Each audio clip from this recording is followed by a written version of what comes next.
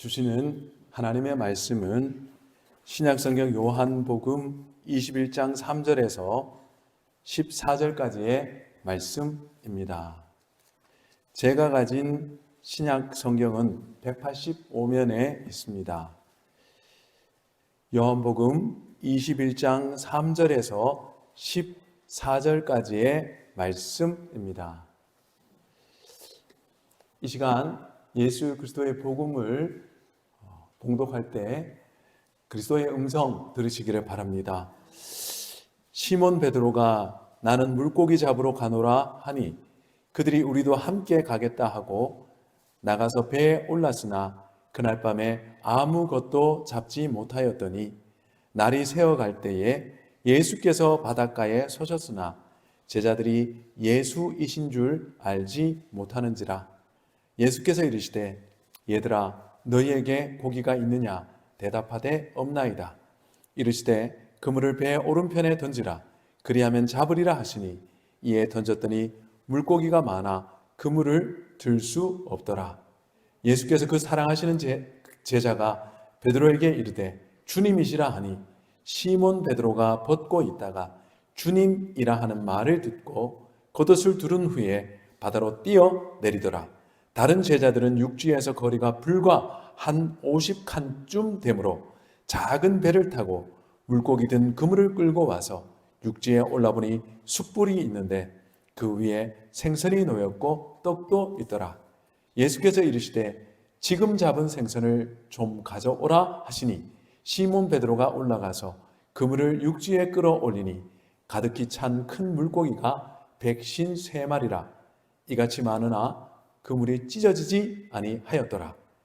예수께서 이르시되 와서 조반을 먹으라 하시니 제자들이 주님이신 줄 아는 고로 당신이 누구냐 감히 묻는 자가 없더라.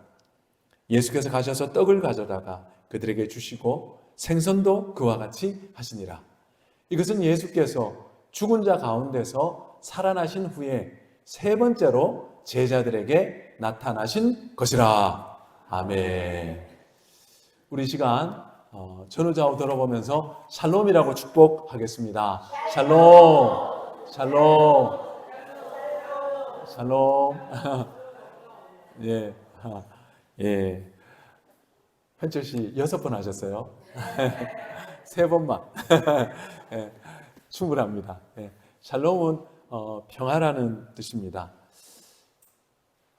여러분은 성찬식 하면 어떤 이미지가 떠오르십니까? 대개 정결한 흰 보자기 아래 놓인 떡과 포도주 잔을 떠올리실 것입니다. 하지만 초대교회의 성찬 이미지는 우리와 조금 달랐습니다. 이스라엘 타부가 마을 오병이어 교회당에 보면은 성찬 모자이크가 있습니다. 오병이어를 새겨 놓았습니다.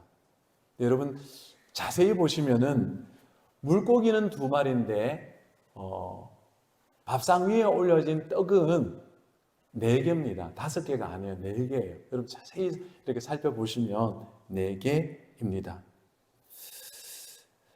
여러분 오병이어는 떡 5개와 물고기 2마리를 뜻합니다. 그런데 오병이어 교회의 모자이크에는 떡이 4개입니다. 다른 1개의 떡은 어디 있을까요? 그들이 예배 속에서 먹게 되는 성찬의 떡으로 오신 예수님이 5번째 떡입니다. 그래서 이 모자이크에는 떡이 4개입니다. 초대교회는 예수님이 성찬을 통해서 그들 속에 임재하심을 확고하게 믿고 체험했습니다. 본문의 식탁은 부활하신 예수님이 제자들에게 차려주신 겁니다. 이 거룩한 식탁은 성전에 차려진 게 아니었습니다. 어부들의 힘겨운 삶의 현장에 차려진 식탁이었습니다. 이 식탁에 오른 음식이 뭘까요? 떡과 물고기였습니다. 본장 9절 말씀을 보면은 그 위에 생선이 놓였고 떡도 있더라 말씀하십니다. 부활의 주님께서 차려주신 아침 식탁이었습니다. 이 식탁에 담긴 영적 의미는 무엇일까요? 이 시간 이 질문에 성경적인 해답을 함께 찾기를 원합니다. 첫 번째로, 성찬은 주님의 현존을 경험하는 식탁입니다. 여러분 한번 받아서 해보실까요? 성찬은 주님의 현존입니다. 주님께서 실제로 우리 앞에 계신다는 뜻이죠. 베드로와 제자들은 부활하신 예수님을 만난 후 처음에는 열광했습니다.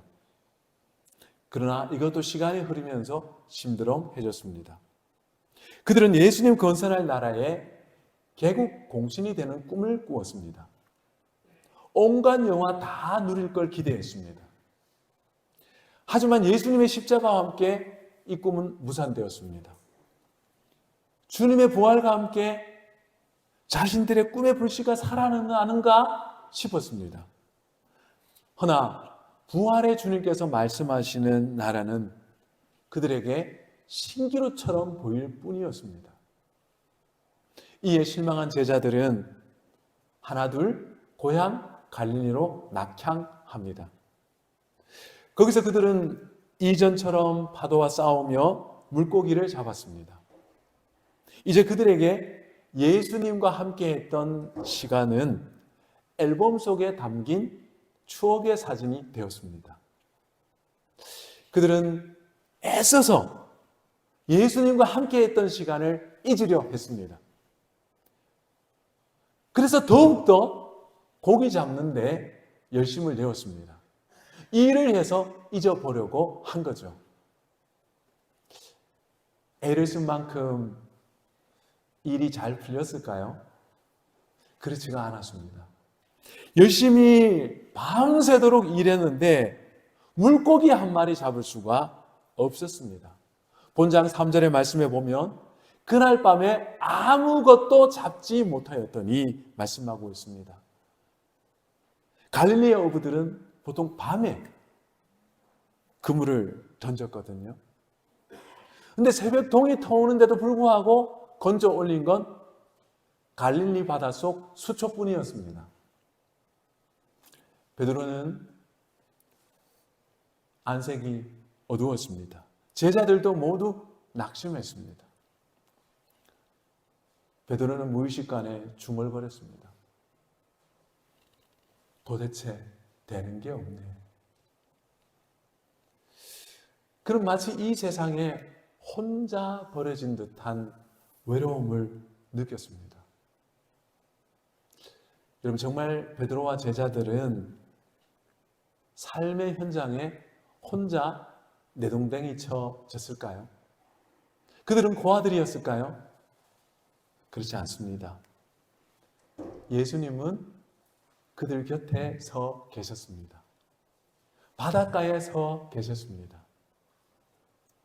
문제는 제자들이 예수님이 그들 곁에 서 있다라는 것을 알지 못했을 따름이었습니다. 느끼지 못했을 따름이었습니다.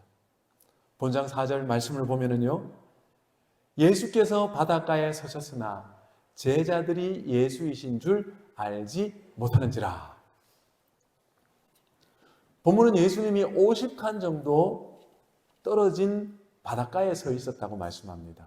50칸은 미터법으로 환산하면 90m 정도 될 것 같습니다. 그리 먼 거리가 아닙니다. 그런데 왜 베드로와 제자들은 주님을 알아보지 못했을까요? 어스름하게 동이 터오는 그런 상황이었기 때문일까요? 그렇지는 않습니다. 더 중요한 이유는 예수님이 그들의 삶의 현장까지 찾아오리라 기대하지를 않았던 것입니다. 예수님께서는 하나님 나라에 대해서는 관심이 있지만 어부들의 애환에 대해서까지 관심을 가지실 분이라고는 전혀 생각하지 않았습니다. 부활의 주님은 그들의 일상과는 전혀 상관이 없는 분이라고 여겼던 것이죠. 이거 뭘까요? 심각한 오해입니다. 예수님의 다른 이름이 뭘까요? 마태복음 1장 23절 말씀을 보면 그의 이름은 임마누엘이라 하리라. 그 뜻이 뭡니까? 하나님이 우리와 함께 계신다 함이라. 여러분, 예수님은 지금 이 예배 가운데 함께 하실 뿐만 아니라 여러분의 가정과 직장과 삶의 애환의 한복판에도 함께 서 계신 줄 믿습니다. 제자들은 그걸 기대하지도 믿지도 않았습니다. 여러분도 혹시 그렇게 살고 있지는 않으십니까? 교회에서는 주님 함께 하시는데 치열하게 사는 나의 삶의 장에서는 예수님은 함께 하시지 않는다. 그렇게 생각은 안 할지라도 그런 것처럼 살고 계시지는 않습니까? 그러면 제자들처럼 예수님이 보이지 않을 수 있습니다. 가까이 계신데도 말입니다. 예수님은 당신의 임마누엘의 은혜를 베드로에게 각인시켜 주기 원하셨습니다. 그래서 춥고 배고프고 피곤한 그를 위해서 따뜻한 아침 식탁을 준비하셨습니다. 9절 말씀을 보면은요, 육지에 올라보니 숯불이 있는데 그 위에 생선이 놓였고 떡도 있더라.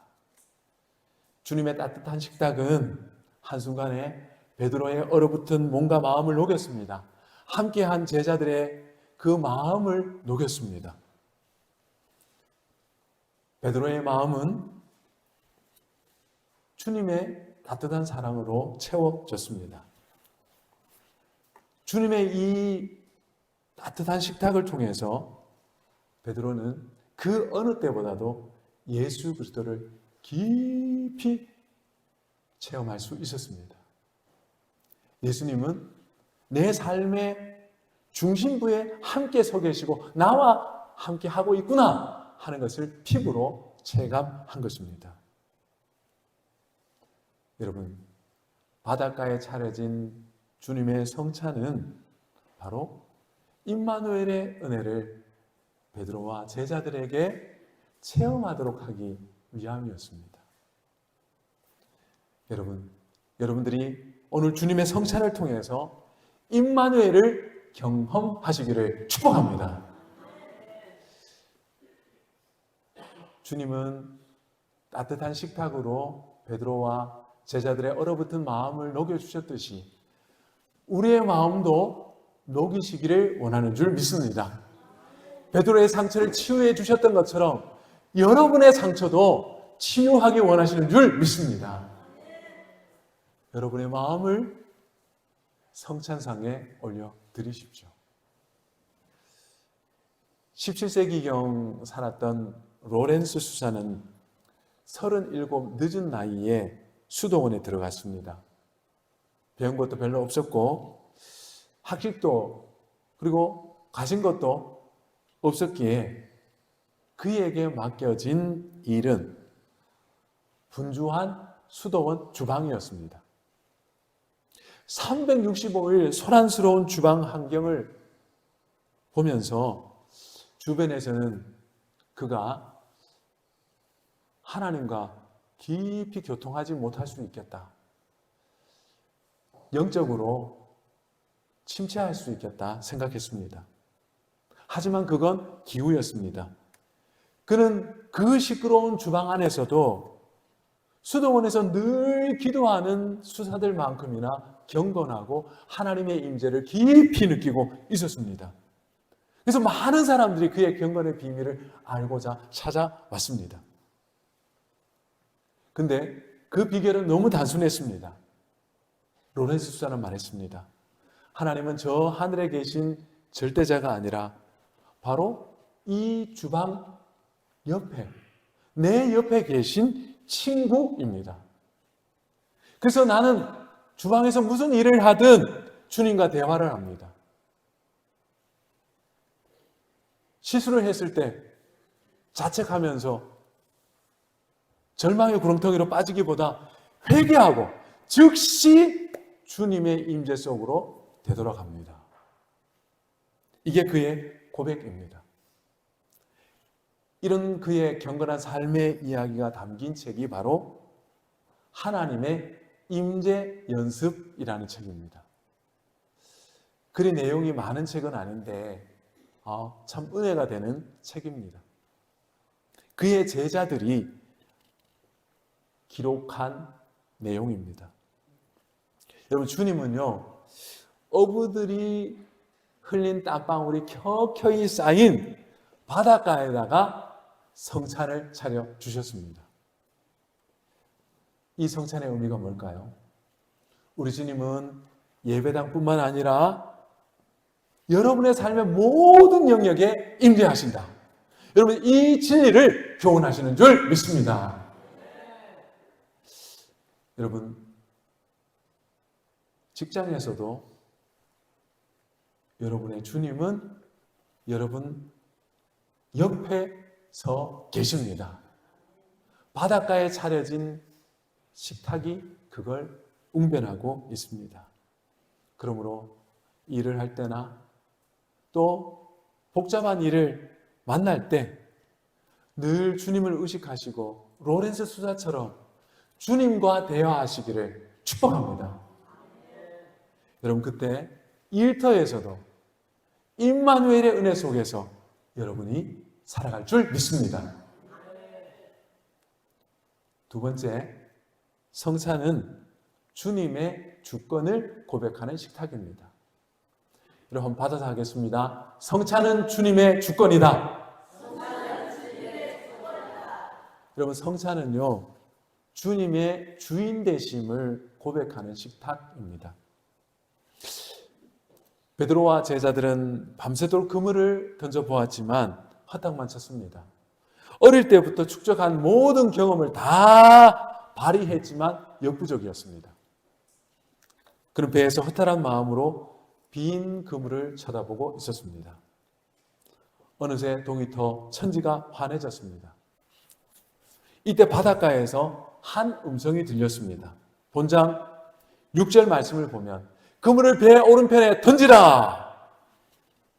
그 소리를 듣고 제자들은 잠시 주저했습니다. 갈릴리의 어부들은 밤새도록 열심히 고기를 잡다가 이제 동이 터오면 물고기들이 이제 바위 속으로, 수초 속으로 숨어든다는 걸 알기 때문에 그물을 던지기보다 이제 회수해서 돌아갈 준비를 합니다. 그런데 던지라는 겁니다. 주저주저했습니다. 이건 뭐지? 그렇지만 곧 마음을 고쳐먹고 오른편으로 그물을 던졌습니다. 믿져도 본전이다. 이런 심정이었을 것 같아요. 딱 한 번만 해보자.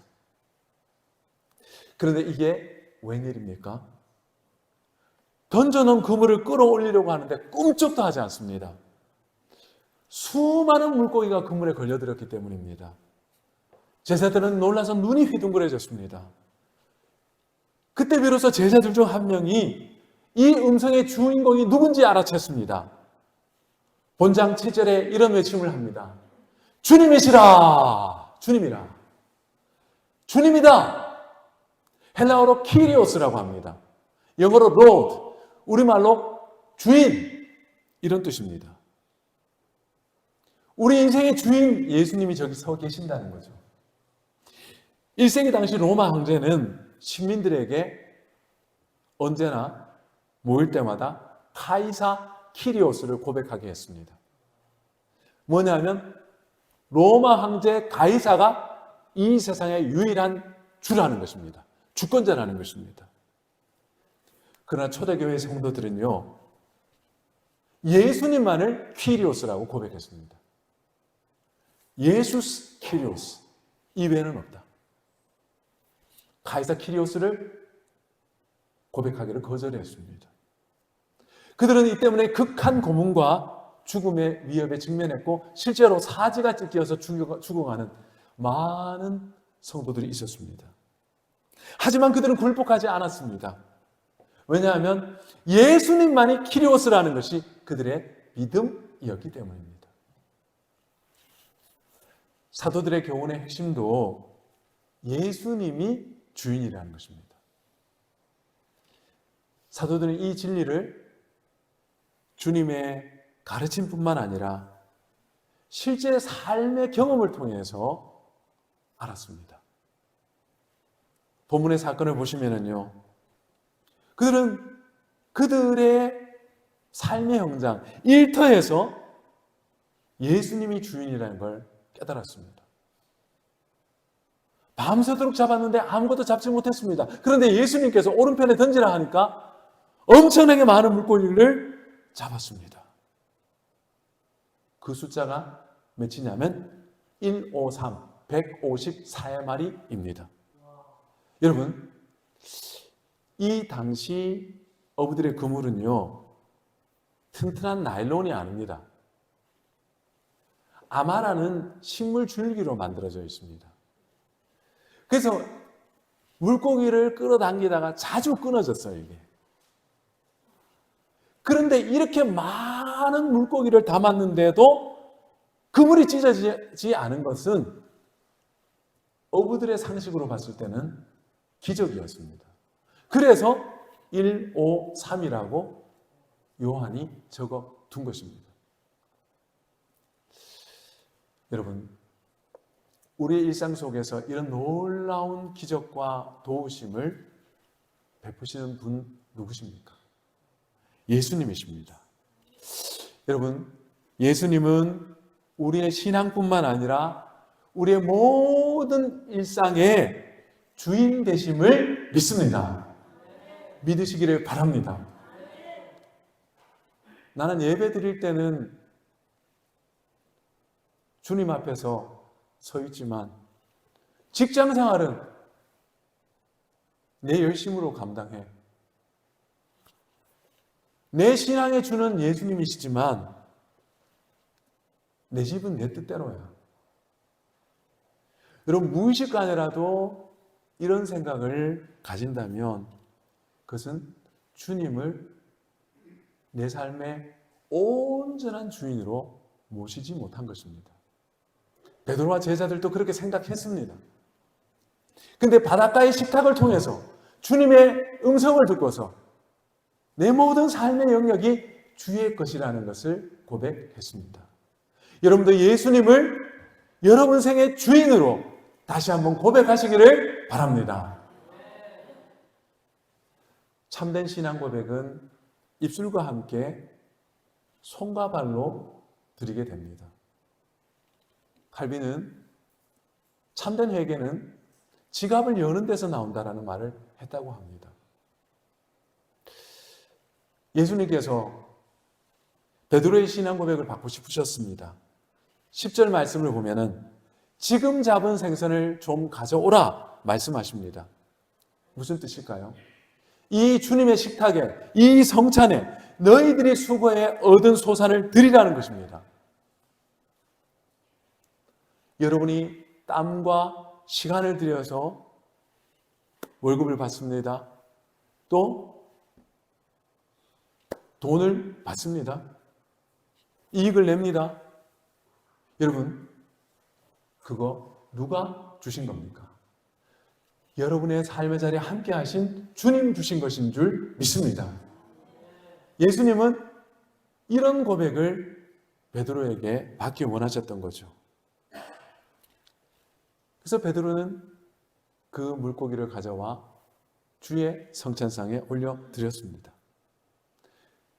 지금 잡은 이 고기는 주님께서 주신 선물이다 라는 고백이었습니다.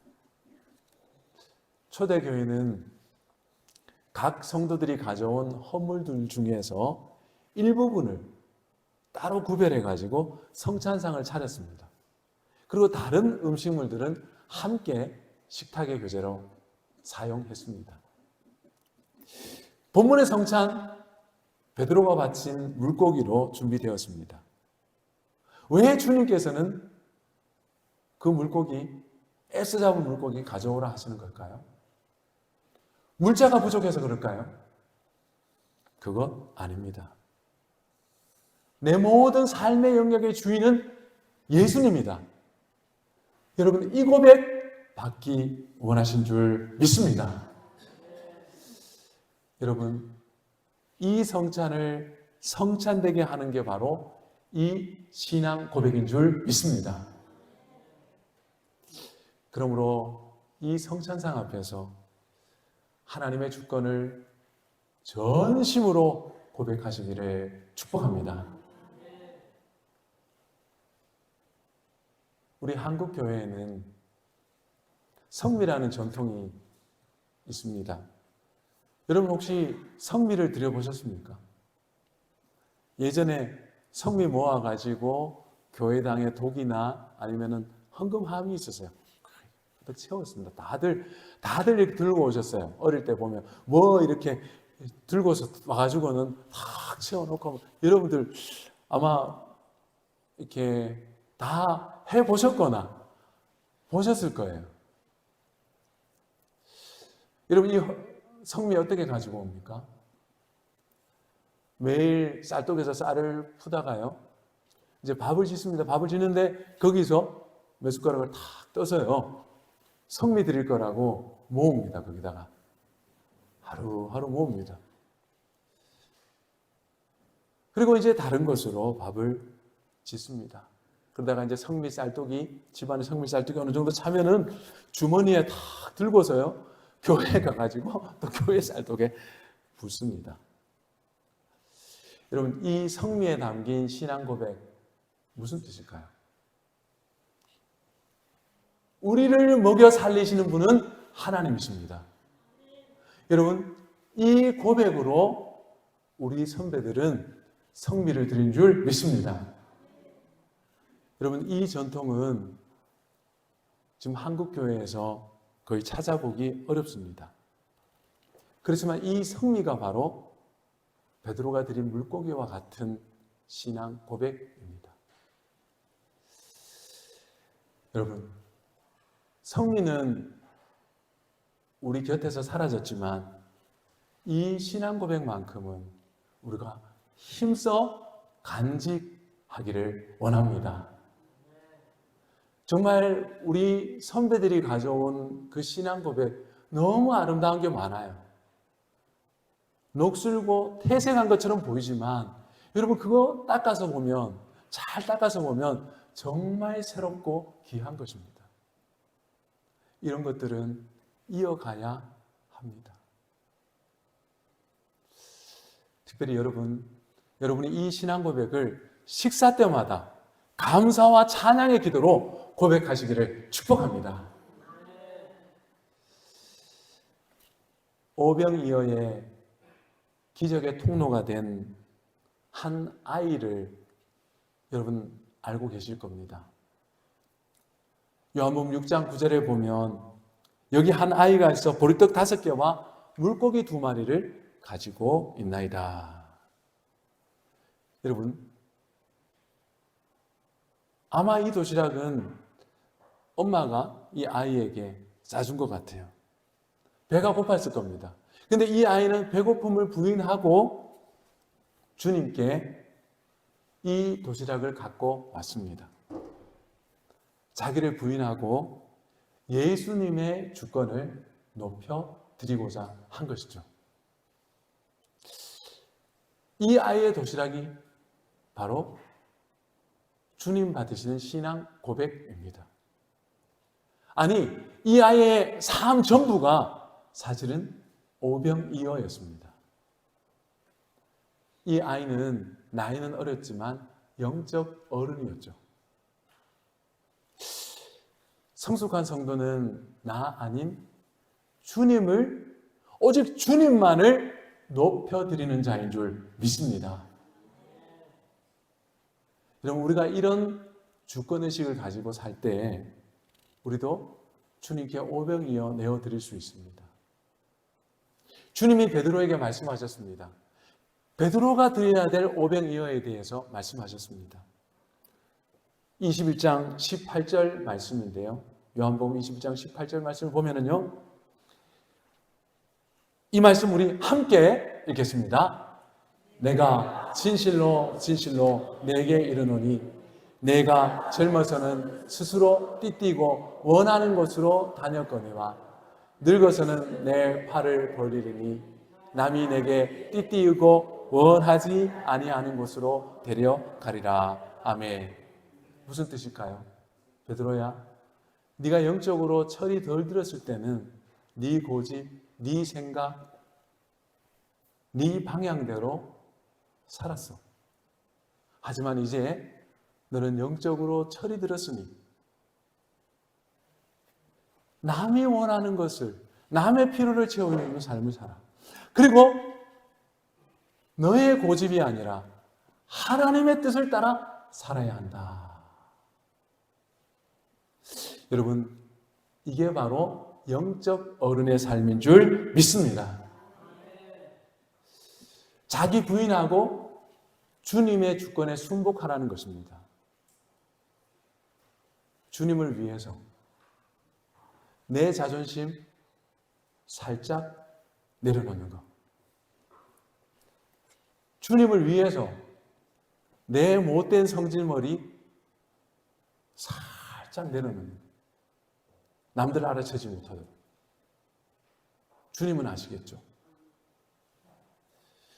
주님 위해서 내가 챙겨야 될 이익을 살짝 내려놓는 것. 여러분, 이게 바로 오병이어임을 기억하시기를 축복합니다. 예수님 말씀하십니다. 너희들의 물고기 가지고 와. 너희들의 떡을 가져와. 제가 말씀드렸죠. 이스라엘 다부가 마을에 있는 오병이어 교회의 모자이크에는 떡이 4개입니다. 예배 중에 임하는 예수님이 떡이 되십니다. 그리고 우리의 삶의 현장 속에서 나 스스로 하나님께 자존심 내려놓고 내 고집 내려놓고 주님 기뻐하시는 일을 위해서 나의 이익을 내려놓는 나의 삶이 5번째 떡이라는 거 기억하시기를 축복합니다. 그래서 이 떡을 주님의 식탁 위에 올려드릴 때 여러분, 이 성찬이 완성된다는 거 기억하시기를 축복합니다. 예수님이 당신이 베푸신 성찬이 완벽하셨다면 베드로야, 네가 잡은 물고기 가져와. 말씀하실 필요 없습니다. 베드로야, 나 물고기 많아, 떡 많아. 그렇지만 네가 피땀 흘려서 잡은 그 물고기를 올려놓기 원한다.